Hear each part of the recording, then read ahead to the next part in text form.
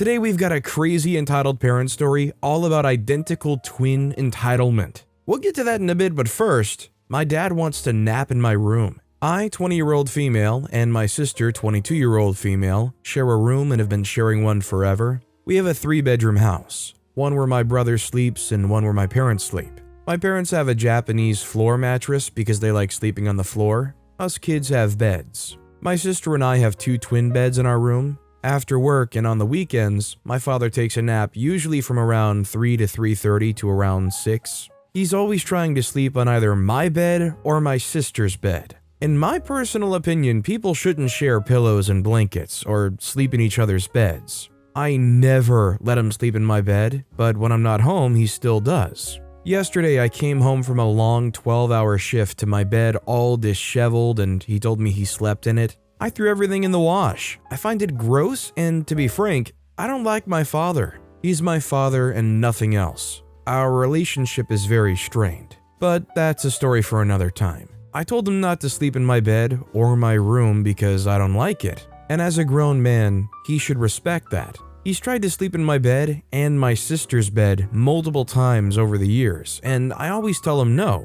We have a small house and we need our privacy and our space. This is the only place where I can be partially alone. Today, I went shopping for just an hour. My father this time was sleeping in my room, but on my sister's bed this time. I waited for around 20 minutes before waking him up. I gently shook him awake and told him to go sleep elsewhere. He refused. Now, this is the part where I might become the jerk. I stood by my sister's bed and kept waking him up. He then proceeded to yell at me. I told him that this is my room and he has his own room, or he can sleep in my brother's room. My brother works all day and doesn't mind that my dad sleeps there. I became stubborn because he wouldn't get up and continued to wake him up. At this point, he grabbed my wrists and held me down. After a while, he let go and said that I'm not going to win this fight and that he'll be just as stubborn and not leave the room. I continued waking him up. He's literally awake and yelling at me and grabbing me. He states that I'm not in your bed today, unlike yesterday. I'm in your sister's bed today.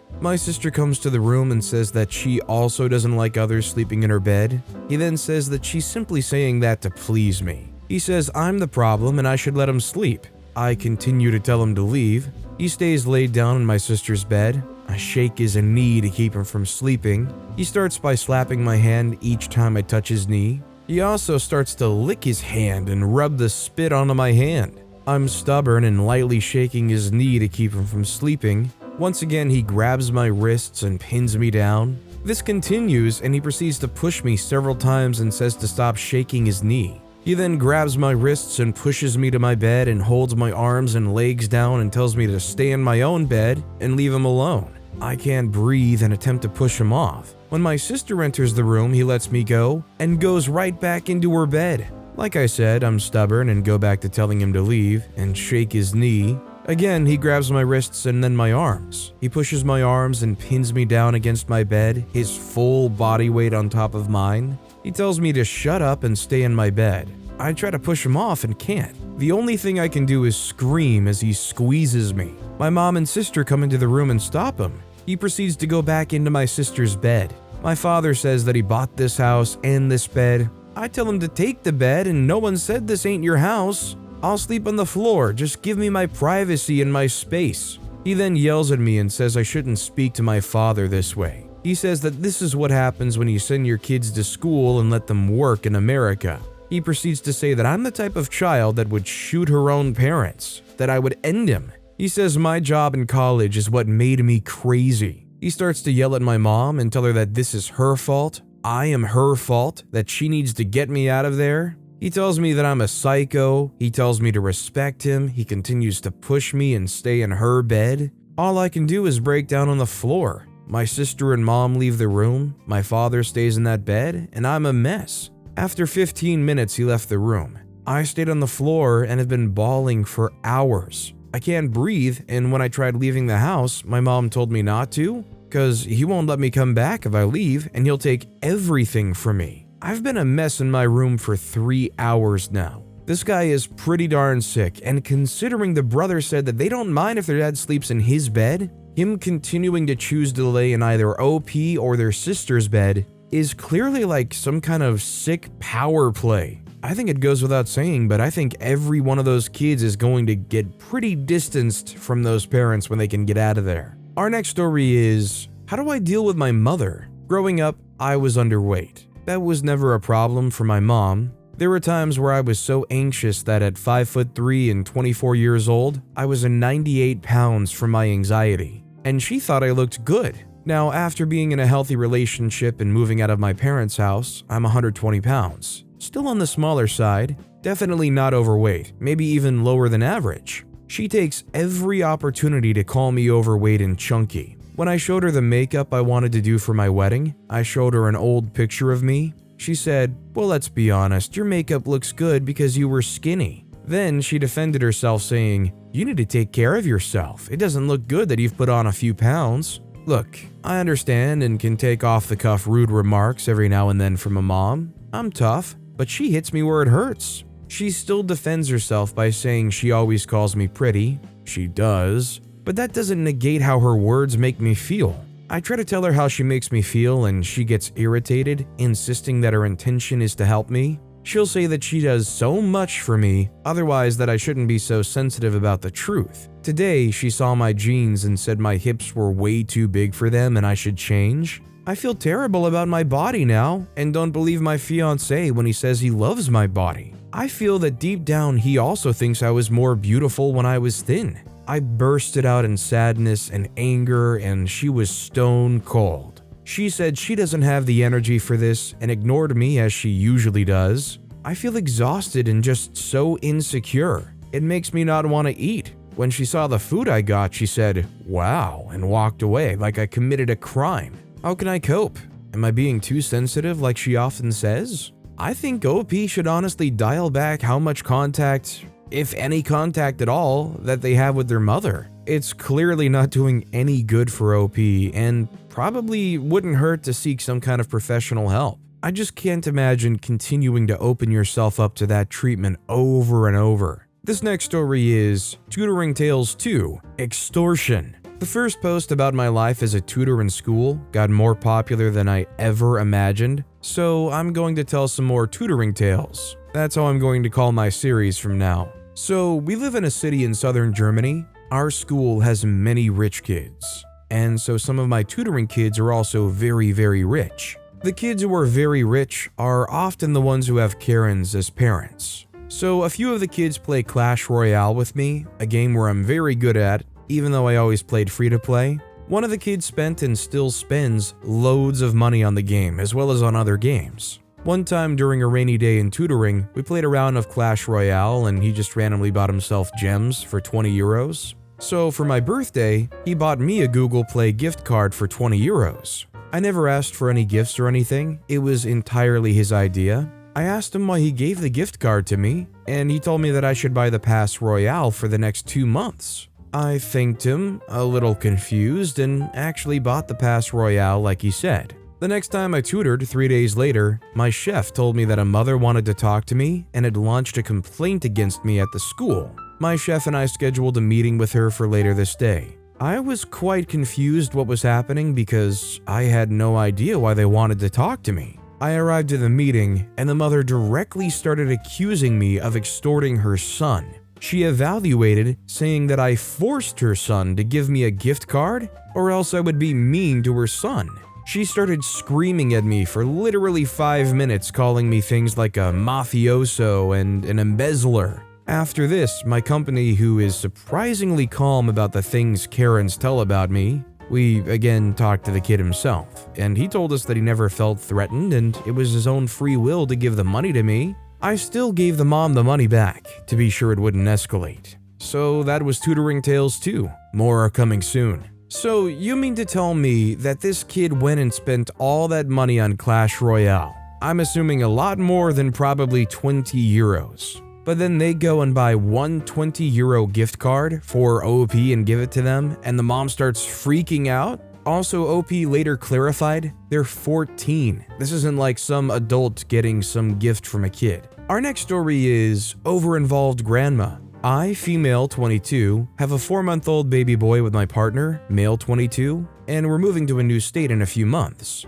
I keep thinking my mom is wanting to be too involved with my son because of how my partner's parents treat him. I recently talked to her about me moving, and she said she'd be visiting for a weekend every couple months, and that she'd stay on our couch. I told her that's intruding on our privacy and she should only visit once or twice a year. She disagreed and told me I was being ridiculous. She said I'd be a bad mom if I cut her out of my son's life. I decided to talk to my partner about this because I believed what she said and he told me she was wrong. She shouldn't stay on our couch, she shouldn't visit so often, and she shouldn't try to convince me otherwise. This conversation with my partner led to discussing how my mom told me she'd be at every sports practice and game, every play and rehearsal, and every graduation including kindergarten. She mentioned a family vacation, claiming me and my baby are part of the family vacation. I had to interrupt and tell her if I'm having a family vacation, it'll be with my family, meaning my son and my partner. My partner's parents haven't met their grandson yet and most definitely don't want to intrude on our family functions and events. Anytime they visited us before the baby was born, they got a hotel and just spent the day with us. I don't know how to bring this all up to her and explain that she isn't one of his primary parents and shouldn't be so involved. I've tried many times, and she would just get offended and claim I'm trying to cut her out of his life. Honestly, I think it's more what works for you and not necessarily the kid. Because I've heard of family dynamics that are pretty much like this where somebody's over that often. If that's not something that works for you, or you need more quiet time or downtime away from family or friends, that's fine, but I don't think staying for a weekend every couple of months is too much. I have family that comes over almost once a week. Now, I don't know how the relationship between OP and the grandma is. Like, maybe they're just not a very pleasant person to be around most of the time. I can kind of understand it in that situation. This next story is 28-year-old female whose parents are manipulating me to stay at home.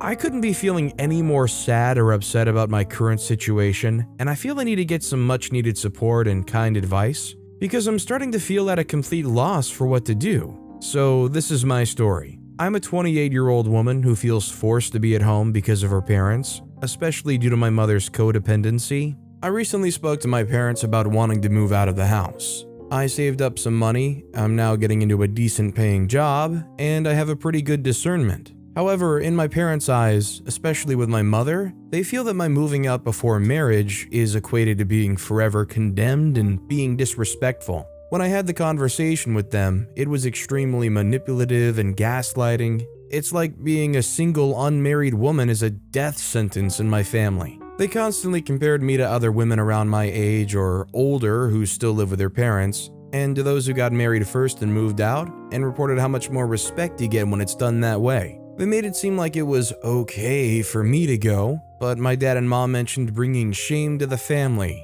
being heartbroken, that I'll be judged and looked at with disrespect, that no man will marry or respect a woman who leaves the house before marriage, that I'll no longer be serious with my boyfriend, and oh, the cherry on top is that if I move out, I won't be able to come back home if I needed to. So yeah, I cried. I'm hurt, I'm confused, and now I don't know what's right to do anymore. I didn't want to leave home, to not have a relationship with my parents, never my intention. They made it seem like I'm leaving them as if I'm abandoning them, which is not true at all. I want to have a relationship with my parents, and I still want to be able to visit and for them to visit me. I still want to be able to speak with them and be cordial, but apparently they abandoned me. And they justified it by saying, it's your choice that you're leaving before you're married. We didn't kick you out of the house or pressure you. If you think you're so grown and mature that you can live out in the real world when all crazy things are happening, therefore you won't be able to come back. So they made me more fearful now to even do so.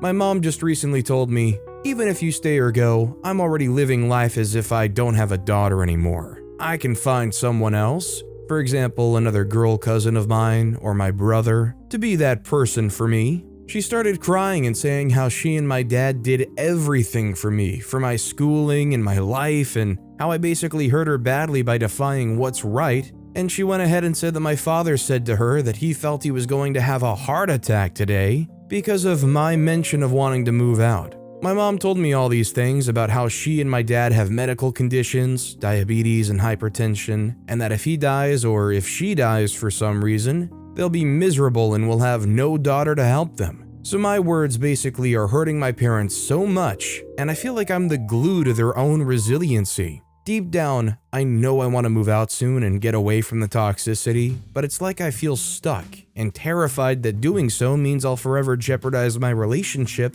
with my parents indefinitely. And that is not what I ever wanted in the first place. It makes me feel like moving out is a selfish thing to do. My mom says that I hurt her and my father to the point of physical pain, but it's like my own hurt doesn't exist in their eyes. Ever since this happened, I've been ridden with extreme anxiety. I've been chronically crying, I've been having a lot of negative thoughts about myself, I haven't been sleeping well, and I can see myself getting myself into a bad depression. Every time I'm around my mom, I get many anxiety attacks and heart palpitations. I feel so much like a little girl and inadequate. I can't believe she was so quick to just disown me like that of her daughter. I truthfully feel like I wouldn't be able to live with myself if I move out, and if I ever cause my parents extreme stress and physical pain, because I know they've been through a lot. But since I was younger and in elementary school, all I ever been was my mom's shoulder when she went through her issues, and when she was crying about my dad's behaviors. And all I've ever been to my dad was supporting him whenever he would tell me threats of wanting to hurt himself, and he chose me to say all of those things to me as the youngest in the family. Not even to my older brothers, only to me. But still, I feel the most incredible amount of guilt and shame. And now I don't know what else to do but to just listen to them and act complacent to diffuse any more confrontation, because to me, they made it very clear that I owe them my emotions. I don't want to be ostracized by them for leaving, but I also feel like staying will make me continue to feel depressed. I think this is one of those situations where you realize it's a lose-lose no matter what. You either stay there and continue to be forced into that square box that they want you to stay in, and you'll always be unhappy, or you can just silently slip out of there, move on, get your own life, and if they really want to cut you off, they don't want to be your parents anymore, then focus on you and the things that still make you happy.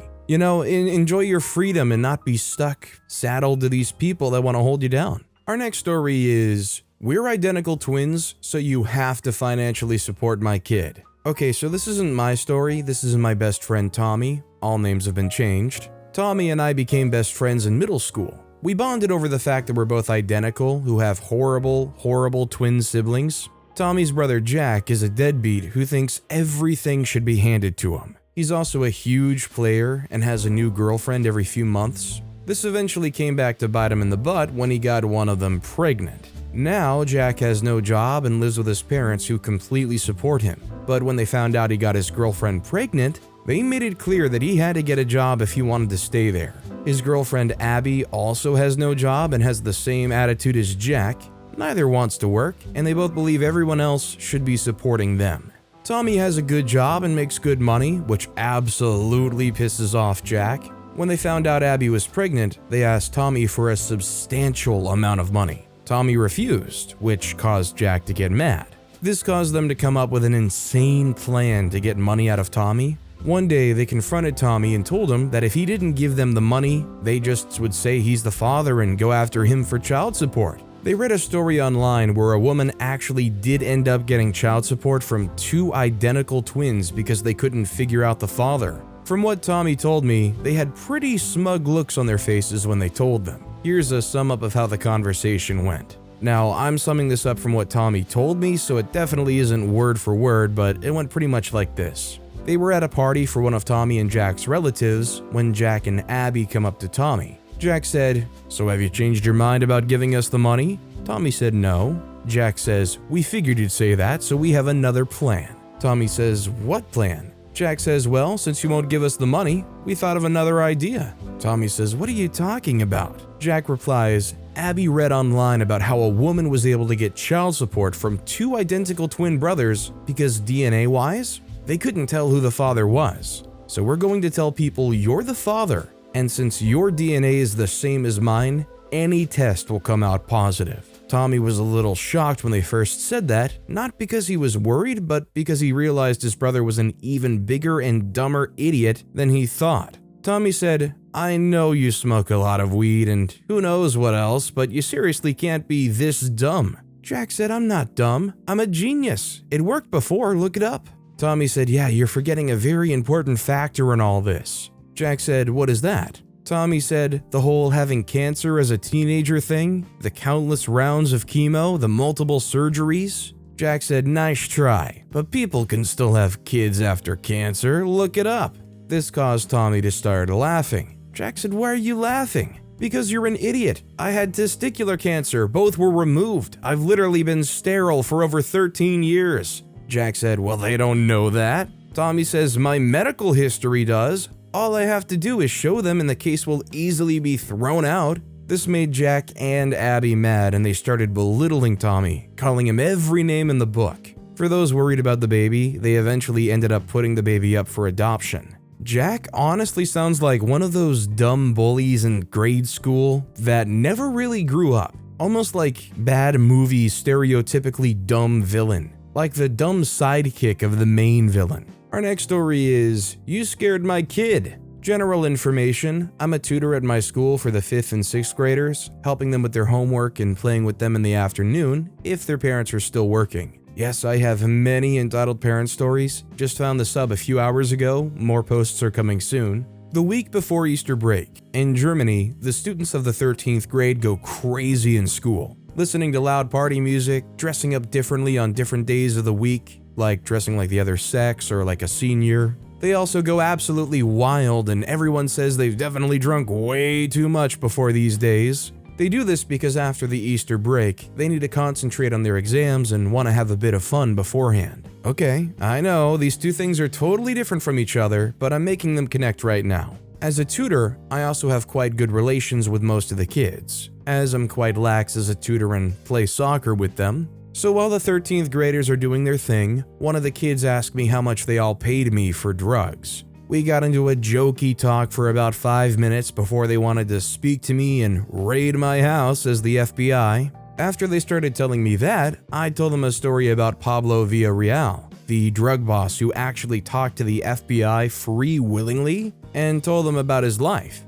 I left out the gory details of his life, don't worry. One of the boys, he also asked me if I wanted to play GTA with him, so he's not sensitive to violence, wanted to know more about the guy, and at home started listening to a podcast about him. He then told me that his mother was terrified of the violence the podcasters spoke about, and interrogated him until he told her why he was listening to the podcast. The next morning, at 1, recess, the boy storms to me and tells me that his mother was furious at me because I told him about Pablo Villarreal. He told me he was sorry for telling her, but she was so mad at him and told him it would have severe consequences if he didn't tell her. So later in the day, I work as a tutor again. This lady walks into the tutoring room before the tutoring starts. She starts yelling at me, "Excuse me, could you tell me where X is?" I answer confused, "I am X, what can you help me with?" She starts going on this rage for 10 minutes, starting by saying that her son was not allowed to listen to podcasts, then even said I forced him to watch the podcast, that I wanted her son to take drugs.